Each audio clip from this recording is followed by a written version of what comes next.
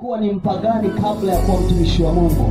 Alikuwa anaitwa Sauli kipinda na wao watumishi wa Mungu. Alipopata wokovu katika wale watumishi wa Mungu, wanaweza kutusaidia sana katika mitume waliofanya kazi ya Mungu. Zaidi ya mitume waliotembea na Yesu ni Paulo.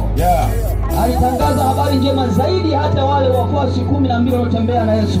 Kwa sababu baada ya kujua kwamba nilikuwa napoteza muda, alirudi kwenye nafasi, akaanza kutekeleza nafasi yake ya kutangaza matendo makuu ya Mungu. Na kwa wale wanaosoma Biblia wanaelewa kwamba katika nyaraka nyingi Paulo ameandika nyaraka nyingi zaidi ya mtume yoyote kwenye Biblia, kwa sababu alijua hizi niko hapa kwa kutangaza matendo makuu ya Mungu.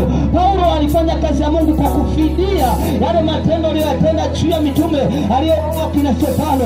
Paulo akaamua kufidia kazi za kina Stefano, akatangaza habari njema, akafanya mambo makuu na akaandika hayo mambo.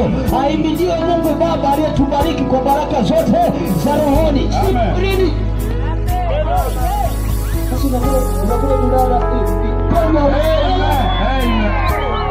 Yaani Mungu wako unachelewa kanisani kwa sababu ya kutolewa. Haujui unachokifanya. Watu waliookoka hatuko busy kupambania mambo ya duniani. Kitu cha kwanza ni ufalme, vingine vitakuja tu. Bwana Yesu asifiwe. Bwana asifiwe. Bwana asifiwe.